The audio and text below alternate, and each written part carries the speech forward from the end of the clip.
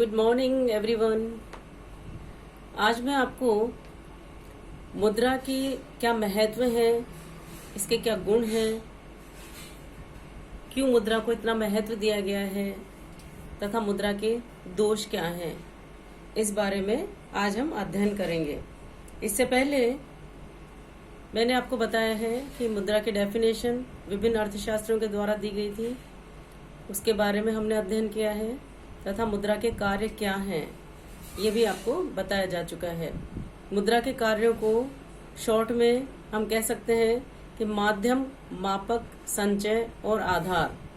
यह विनिमय के माध्यम का कार्य करती है, मूल्य के मापक का कार्य करती है, इसको संचित करके रखा जा सकता है तथा भावी ऋणों के भुगतान में मुद्रा को सहायक के रूप में माना गया है। तो ये चार कार्य मुख्य हैं कि माध्यम, मापक, संचय और आधार।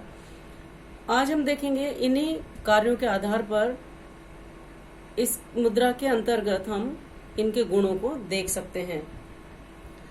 जैसा कि हम जानते हैं कि आधुनिक आर्थिक जीवन में हम मुद्रा से अधिक महत्वपूर्ण वस्तु की कोई कल्पना ही नहीं कर सकते। जैसा मार्शल ने बताया है कि मुद्रा वह धुरी है जिसके चारों ओर अर्थ विज्ञान चक्कर लगाता है।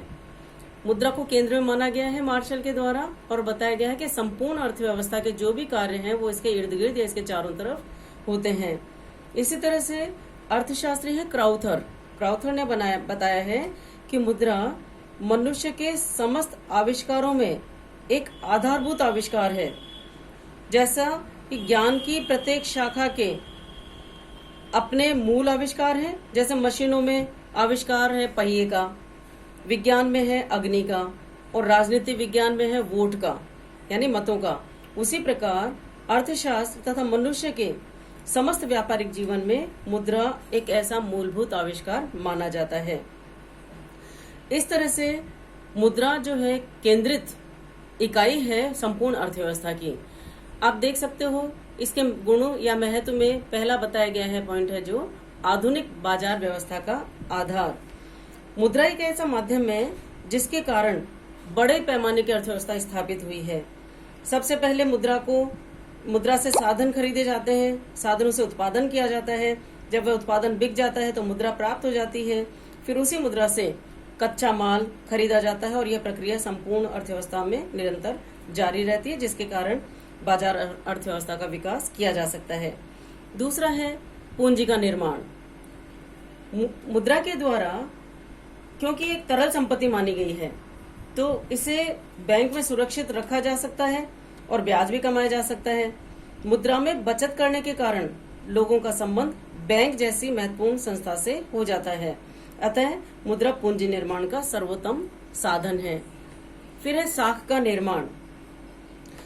जैसा कि पहले बताया गया था कि मुद्रा के कार्यों में भी इसे सम्मिलित किया गया है कि आधुनिक व्यवसाय का सारा ढांचा साख पर आधारित है। बैंकिंग संस्थाएं व्यापार तथा उद्योग को पूंजी उधार देकर इसके द्वारा साख का निर्माण करते हैं और मुद्रा के बिना साख व्यवस्था का अंत हो सकता है, क्योंकि मुद्रा वर्तमान अर्थव्यवस्था के लिए आवश्यक तेल तथा ईंधन का कार्य करती है। नेक्स्ट है अंतर्राष्ट्रीय सहयोग। आप भी जानते हो कि मुद्रा के प्रयोग से अंतर्राष्ट्रीय सहयोग को बढ़ावा मिला है, क्योंकि मुद्रा के माध्यम से विभिन्न देशों में आपसी लेन देन पहले से बहुत बढ़ गया है। इससे राजनीतिक एवं सांस्कृतिक आदान प्रदान की गति भी तेज हुई है। नेक्स्ट प्रगति के सूचक। यदि किसी देश की मुद्रा की कीमत गिरती है तो यह समझा जाता है कि देश की आर्थिक स्थिति कमजोर है। अतः जिस देश की मुद्रा का मूल्य स्थिर रहता है तो वह आर्थिक दृष्टि से स्थिर या अच्छी अर्थव्यवस्था मानी जाती है। इस प्रकार मुद्रा किसी देश की आर्थिक प्रगति की सूचक है। नेक्स्ट पॉइंट है वस्तु विनिमय के दोषों से मुक्ति। आपको इससे पहले वाले लेक्चर में भी बताया था कि वस्तु विनिमय जब व्याप्त था तो उससे संबंधित कई प्रकार की समस्याएं या कठिनाइयां थी, तो मुद्रा के आविष्कार से वस्तु विनिमय के दोषों से मुक्ति मिली है, क्योंकि आधुनिक मुद्रा ने विनिमय के माध्यम तथा मूल्य के मापक होने के कारण सभी प्रकार की संपत्तियों के क्रय विक्रय को आसान बना दिया है। नेक्स्ट है सामाजिक कल्याण की सूचक। मुद्रा के माध्यम से ही किसी देश का राष्ट्रीय आय तथा प्रति व्यक्ति आय का माप हो सकता है। यदि प्रति व्यक्ति आय बढ़ती है तो उस देश की आर्थिक और सामाजिक स्थिति उन्नत मानी जाती है। इस प्रकार हम कह सकते हैं कि सामाजिक कल्याण की सूचक है। और लास्ट पॉइंट है गुणों में कि आर्थिक महत्व।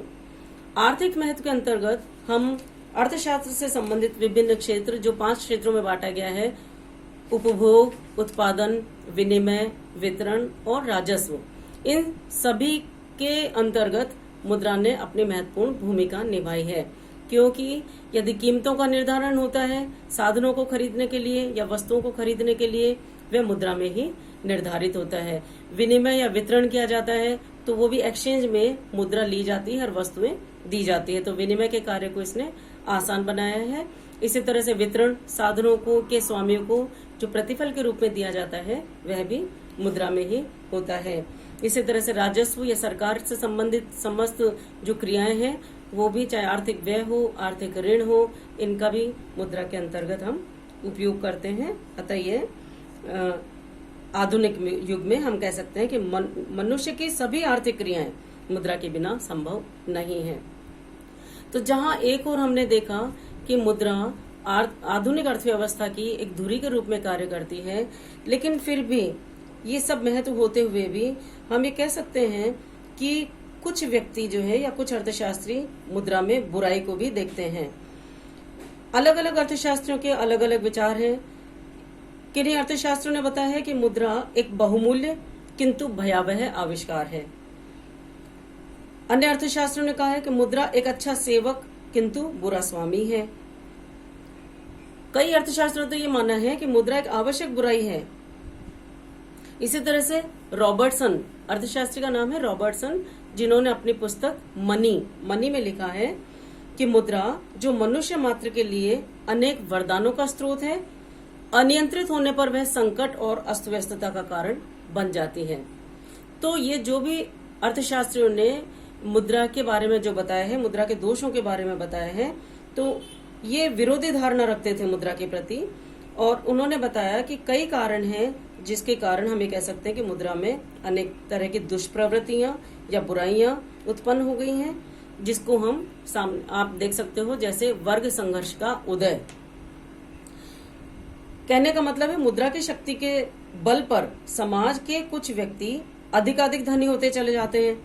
ऐसी स्थिति में अन्य व्यक्तियों को अत्यधिक गरीबी का सामना करना पड़ता है।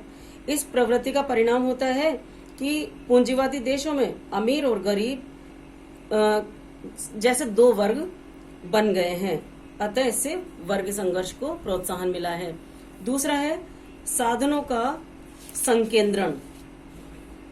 मुद्रा औद्योगिक व्यवस्था का आधार है, इसलिए समाज के कुछ व्यक्तियों ने अत्यधिक मुद्रा को संग्रह कर ली है और उत्पादन के साधनों को अपने हाथों में केंद्रित कर लिया है। अविकसित देशों में आर्थिक सत्ता के जो केंद्रीकरण है, इसका प्रभाव राजनीतिक सत्ता पर भी पड़ा है, जिसके परिणाम स्वरूप राजनीतिक और आर्थिक जो शक्तियां हैं कुछ ही व्यक्तियों के हाथ की कठपुतली मात्र बनकर रह गई हैं। इसी तरह से नेक्स्ट पॉइंट है मुद्रा स्फीति। आप देखते हो मुद्रा के कारण सरकार को घाटे की वित्त व्यवस्था अपनाने का बड़ा एक अस्त्र मिल गया है, जिससे मुद्रा की निकासी आवश्यकता से अधिक हो जाती है। ऐसी स्थिति में मुद्रा प्रसार या मुद्रा फैलाव की स्थिति हो जाती है। परिणाम स्वरूप वस्तु की कीमतें बढ़ती हैं और इससे सामान्य जनता या निश्चित आय वाले व्यक्तियों को हानि का सामना करना पड़ता है। नेक्स्ट पॉइंट है दोष में ऋण तंत्र को प्रोत्साहन। मुद्रा ने ऋण व्यवस्था को आसान बना दिया है। लोग आसानी से उधार ले लेते हैं और उधार लेकर के संपन्न होने की प्रवृत्ति, इसको जो है बढ़ावा मिला है और विकासशील देशों को ज्यादा ब्याज चुकाना पड़ता है। नेक्स्ट शत्रुता। तो मुद्रा के द्वारा केवल मौद्रिक दोष ही नहीं है, अपितु इससे नैतिक दोष भी हमें देखने को मिलती है, जिसमें हम शत्रुता को ले सकते हैं कि आजकल जो आप लोग देख रहे हो कि भाई भाई में विरोध हो रहा है, मित्रों में शत्रुता हो रही है, साथी सहयोगियों में मनमुटाव का कारण मुद्रा है। मुद्रा के लेन देन को लेकर सुखी परिवार भी नष्ट हो जाते हैं, सामाजिक शांति भंग हो जाती है। इसी तरह से अगला पॉइंट है नैतिक दोष। जैसा कि बताया गया है कि मुद्रा एक अच्छा सेवक किंतु बुरा स्वामी है। यदि समाज में जो व्यापक भ्रष्टाचार, चोरी, हिंसा तथा अन्य अपराधों के पीछे अधिकतर जो है मुद्रा को प्राप्त करने की लोलुपता ही छिपी रहती है, तो मुद्रा को लोगों ने साधन के स्थान पर साध्य बना लिया है, जिसके हम दोष देख सकते हैं। नेक्स्ट पॉइंट है व्यापार चक्र।